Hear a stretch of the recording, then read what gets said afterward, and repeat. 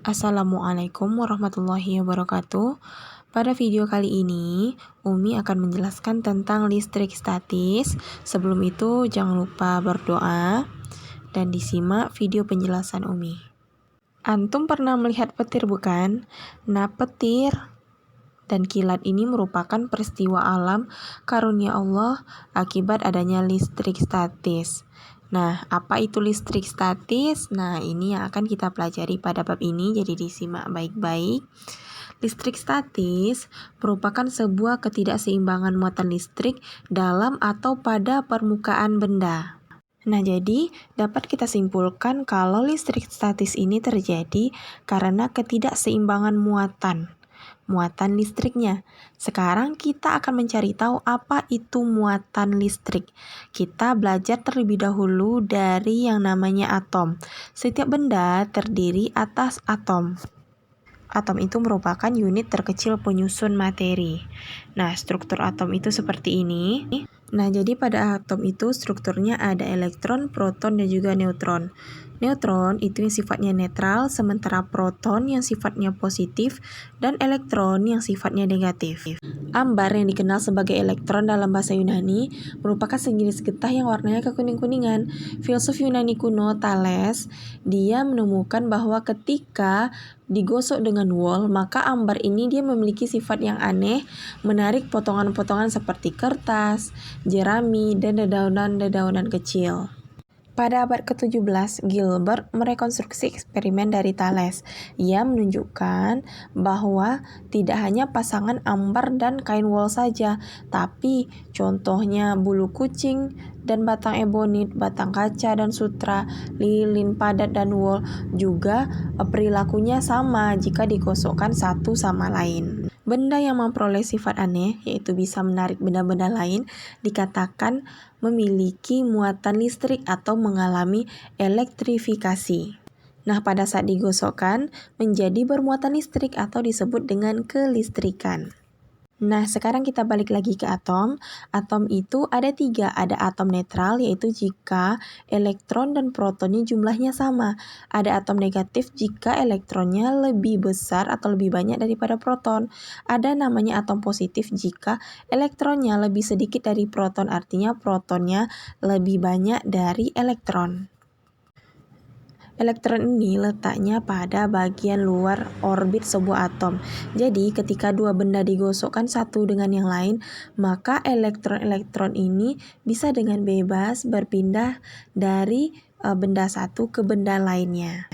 Hukum kekekalan muatan listrik menyatakan bahwa jumlah total elektron dalam suatu sistem bernilai konstan. Namun, saat dua benda dalam sebuah sistem digosokkan satu dengan yang lain, elektron-elektron dari salah satu benda akan berpindah ke benda yang lain.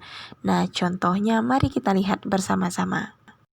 Nah, pertama, kita punya batang kaca yang muatannya netral, terus juga kain sutra yang muatannya juga netral. Nah, saat kita gosokkan terjadi perpindahan elektron dari entah itu dari kain sutra, entah itu dari batang kaca. Nah, untuk itu mari kita lihat tabel berikut ini. Ini merupakan tabel dari tribolistrik, yaitu dengan tabel ini kita akan lebih mudah mengetahui benda mana yang sukar memberi elektron dan benda mana yang mudah memberi elektron.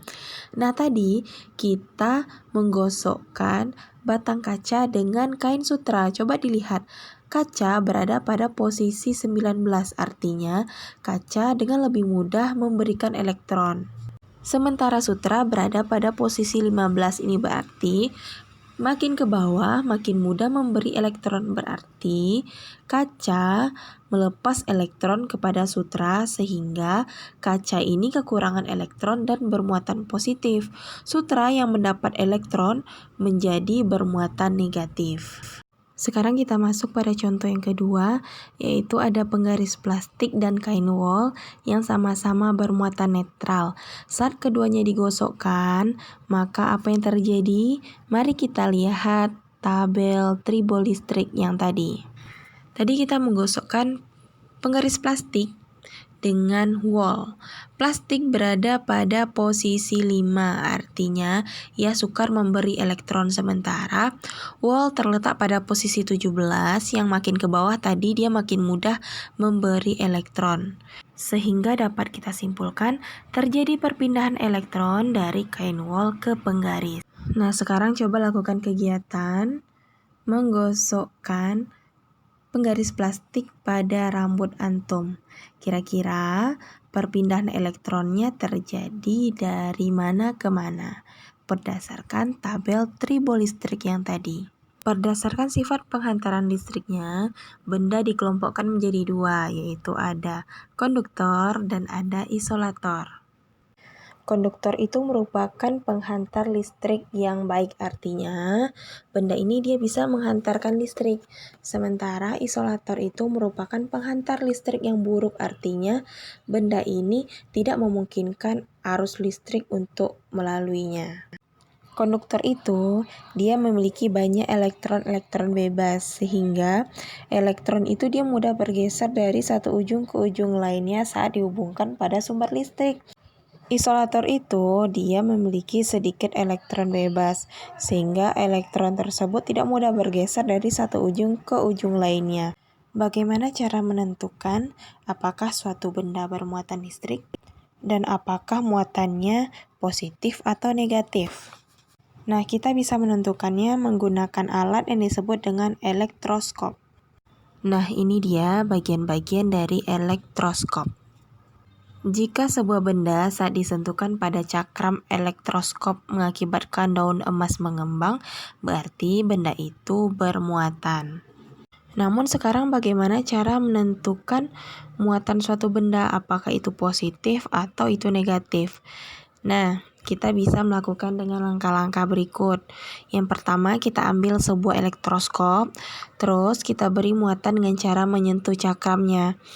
Nah, bisa dengan batang kaca atau dengan batang ebonit yang bermuatan negatif, sehingga elektroskop kita tersebut sudah bermuatan negatif.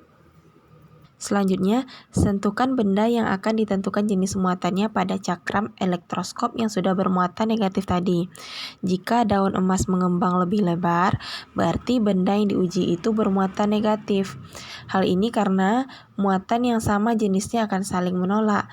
Namun, jika daun emas tadi muncul, berarti benda yang diuji tersebut muatannya positif, karena sebagian muatan positif pada daun emas akan tertarik dan mengalir ke benda yang bermuatan positif. Berikutnya adalah gaya elektrostatis.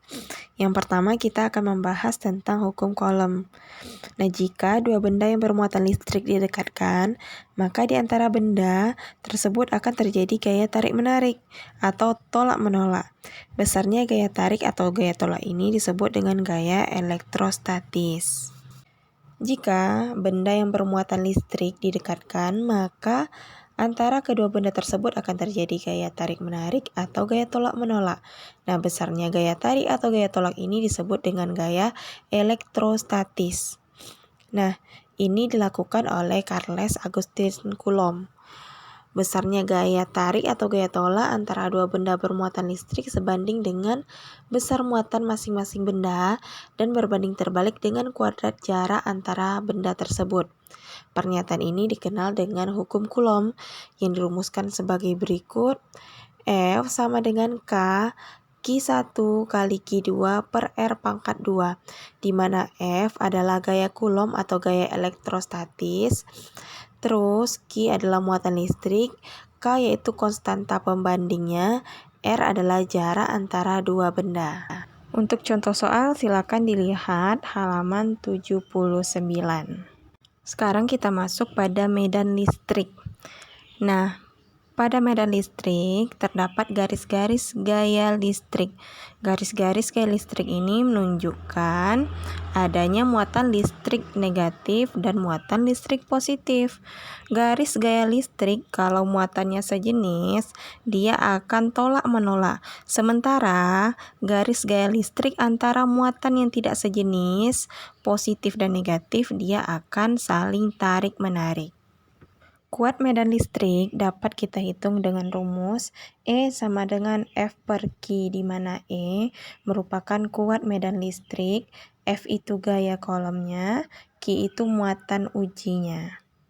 Untuk contoh soal, silakan dilihat halaman 80. Sekarang kita masuk pada potensial listrik. Potensial listrik adalah besarnya usaha yang diperlukan untuk memindahkan satu kesatuan muatan listrik dari yang tak terhingga ke titik tersebut. Nah, bisa dirumuskan dengan VAB sama dengan W per Q, di mana VAB beda potensial titik A dan titik B, W itu usaha yang dilakukan dalam bentuk joule, terus Q itu muatan listrik. Untuk contoh soal, silakan dilihat halaman 81.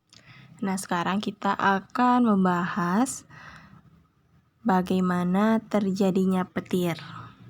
Pertama-tama, terbentuknya awan dari air yang menguap. Terus awan ini dia akan bergerak dibantu oleh angin. Dia bergerak sehingga terjadi gesekan antara awan dengan udara dan juga awan dengan awan. Terjadinya gesekan tadi kan kita sudah belajar kalau terjadinya gesekan akan menyebabkan terjadinya perpindahan elektron. Terjadinya perpindahan elektron ini menyebabkan ada bagian awan yang bermuatan positif dan juga ada bagian awan yang bermuatan negatif. Biasanya pada bagian bawah awan itu diisi oleh uap air yang sangat berat, umumnya muatannya negatif, sementara bagian atasnya diisi oleh uap air yang muatannya positif. Bumi itu dia netral, namun karena adanya muatan negatif pada awan, muatan yang berlawanan akan saling tarik-menarik. Muatan negatif mengakibatkan muatan positif pada bumi terangkat, sehingga adanya perbedaan muatan yang sangat besar ini menyebabkan terjadinya petir. Jadi, apa itu petir? Petir itu adalah loncatan elektron. Elektron dari awan akan meloncat ke bumi, biasanya menyambar bagian yang tinggi, contohnya ada puncak gedung, batang pohon yang tinggi. Nah, sekarang dari mana suaranya? Petir itu kan menghasilkan suhu yang sangat tinggi, sehingga mengakibatkan pemuaian udara di sekitar petir. Itulah yang menyebabkan suara menggelegar dari petir. Oke, sekian penjelasan mengenai listrik statis. Selamat belajar, dipahami dengan baik. Semoga bermanfaat. Wassalamualaikum warahmatullahi wabarakatuh.